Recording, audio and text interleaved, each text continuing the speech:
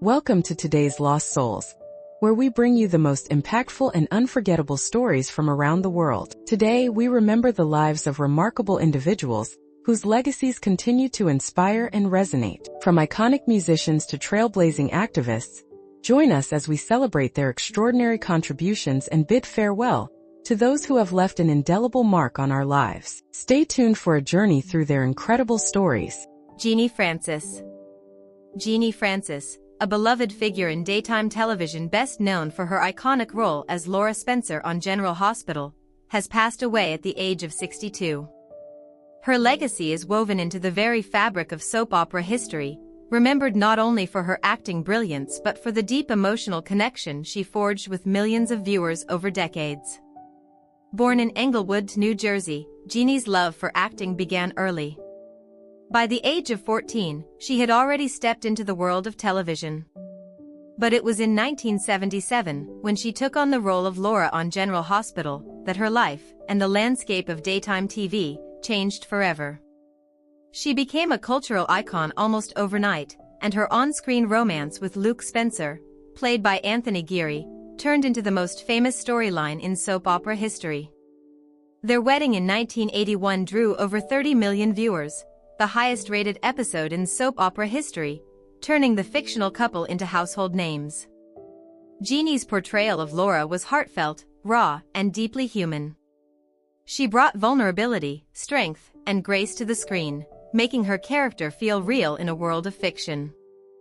Fans didn't just watch her, they rooted for her, cried with her, and saw parts of themselves in her struggles and triumphs. But Genie was more than just Laura. Off-screen, she was a fierce advocate for mental health awareness, often speaking openly about her own challenges. She wanted people to know that it was okay to struggle, and even more okay to seek help. Her courage to be vulnerable both on and off the screen touched countless lives. Throughout her career, she earned several Daytime Emmy Awards and numerous accolades for her performances. Yet, despite her fame, she remained humble. She would often say that the real reward wasn't in trophies, but in the letters and stories fans would share, how her performances gave them comfort during tough times or made them feel less alone. Genie was also a devoted wife to actor Jonathan Frakes and a loving mother of two. Her family was her anchor. Friends describe her as kind, thoughtful, and fiercely loyal. She often preferred quiet time with loved ones over the spotlight, even at the height of her fame.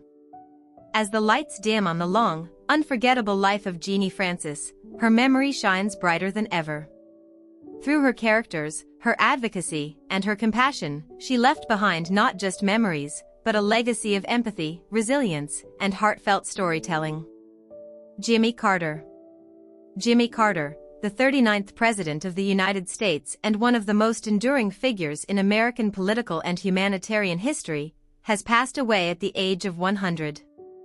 His life was a testament to humility, service, and unwavering dedication to the betterment of humanity. Long after leaving the White House, Carter redefined what it meant to be a public servant, not through power, but through compassion.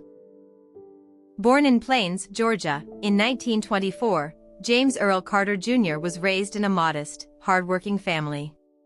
He attended the U.S. Naval Academy and served with distinction in the Navy before returning home to run the family peanut farm. It was there that he became deeply rooted in the values of faith, perseverance, and equality, principles that would guide his entire life. Carter entered politics in the 1960s, first as a state senator, then governor of Georgia. In 1976, against all odds, he ran a presidential campaign built on honesty and hope, promising a government as good as its people. He won. As president, he faced enormous challenges, from inflation and energy crises to international turmoil.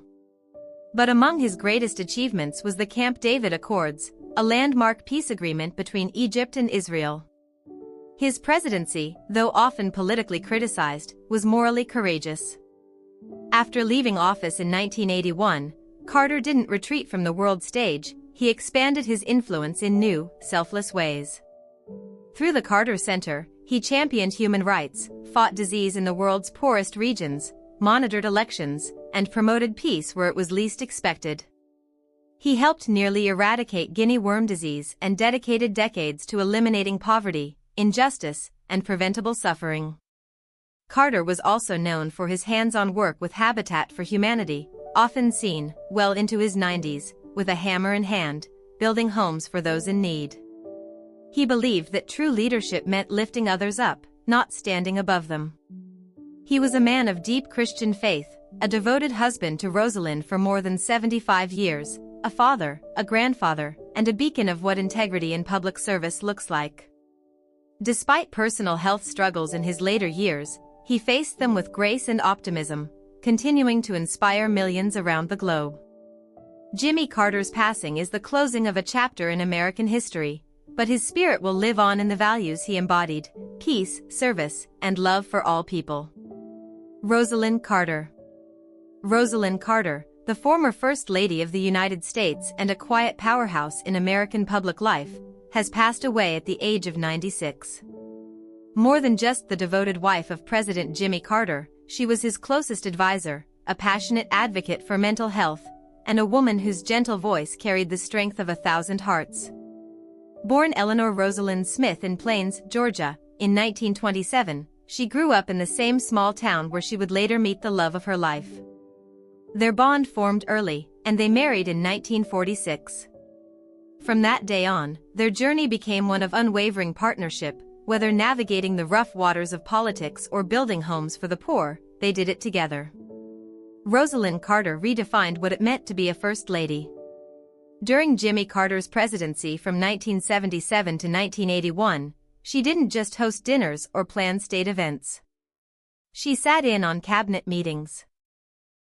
She traveled across the world representing the United States.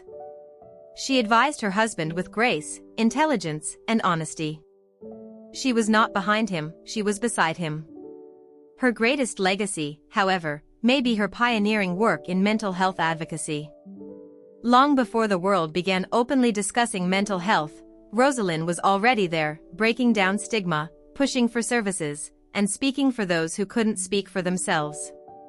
She chaired the President's Commission on Mental Health and continued her mission long after leaving the White House, co-founding programs and centers focused on caregiving and support. Rosalynn Carter also played a vital role in the Carter Center, working tirelessly to promote peace, health, and human rights across the globe. Whether advocating for the elderly, caregivers, or war-torn communities, her compassion reached far beyond borders. Despite her international impact, Rosalynn remained deeply grounded. She was a mother of 4, a grandmother, and a great-grandmother who found joy in nature, books, and her small-town roots.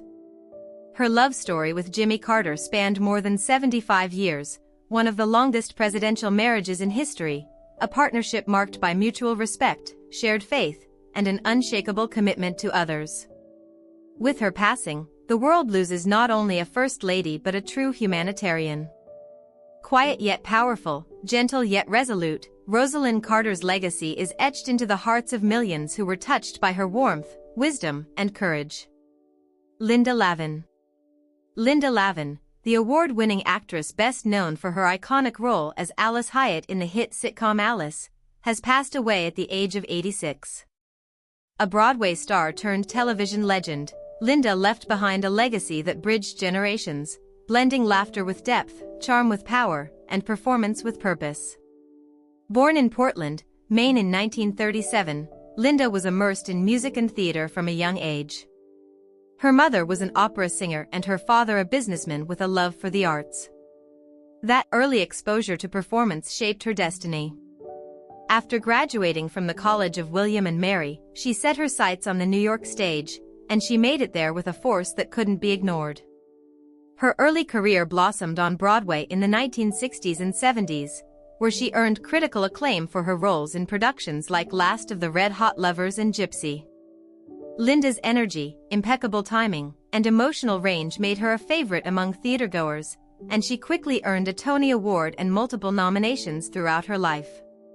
But it was in 1976 that Linda Lavin became a household name, stepping into the role of Alice Hyatt, a widowed single mother navigating life, work, and love in the sitcom Alice. With her sharp wit, strength, and undeniable warmth, she gave the character life in a way no one else could. For 9 seasons, audiences connected with her struggles and triumphs, finding both humor and heart in every episode. Behind the scenes, Linda was known as a dedicated artist and mentor. She often supported up-and-coming actors and pushed for more honest, diverse representation in both television and theater. Her passion for the craft extended beyond the spotlight. She directed, taught, and never stopped growing. Later in her career, Linda returned to the stage and took on supporting roles in film and television, including appearances in The Good Wife, Madam Secretary, and Nancy Drew.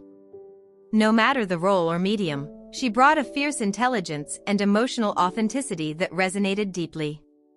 Offstage, Linda was a passionate advocate for mental health, arts education, and community theater.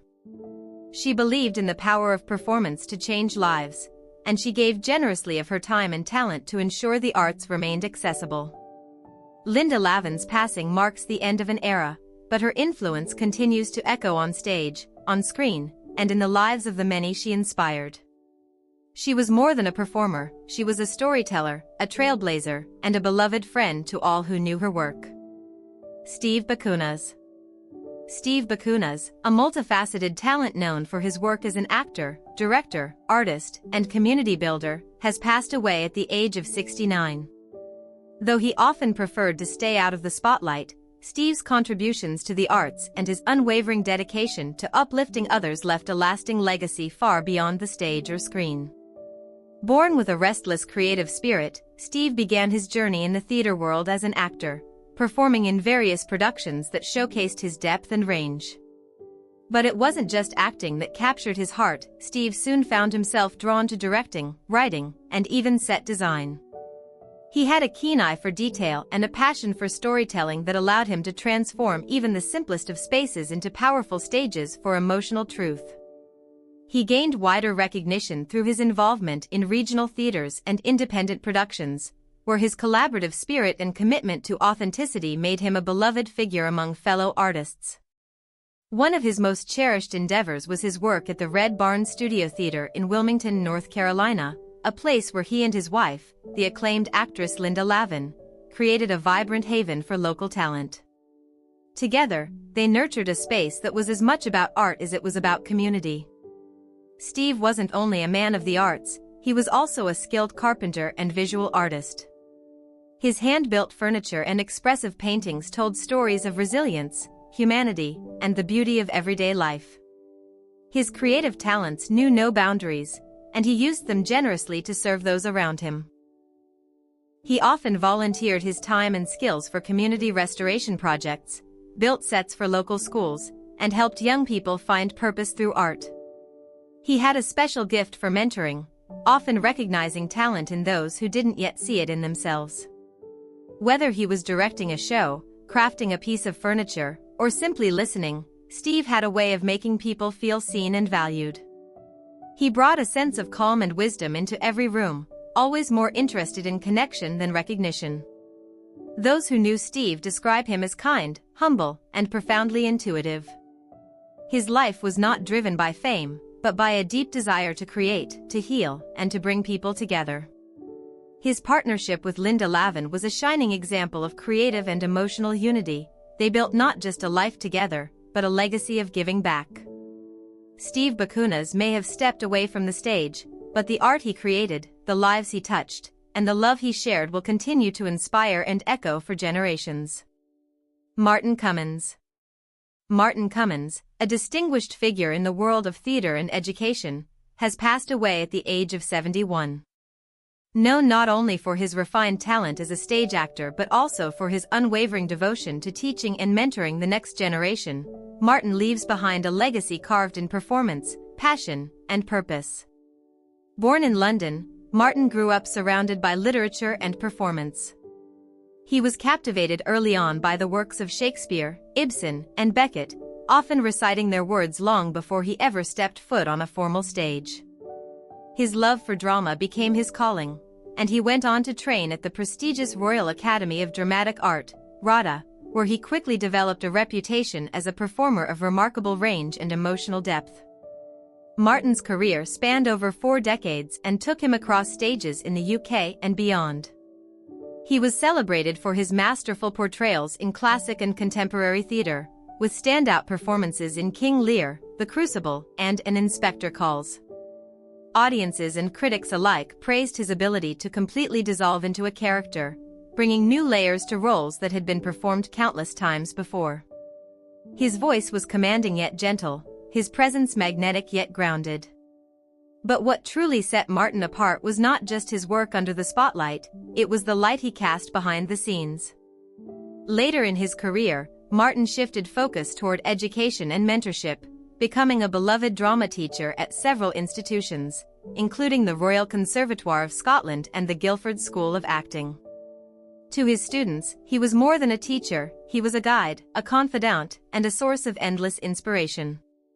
He believed that theater wasn't just about performance, it was about understanding the human condition, about empathy, about truth. His classroom was a space of encouragement and challenge, where young artists found their voices and learned to speak them boldly. Many of today's most promising theater professionals credit Martin with shaping not only their craft but also their character. In addition to his work on stage and in classrooms, Martin was also an advocate for arts accessibility.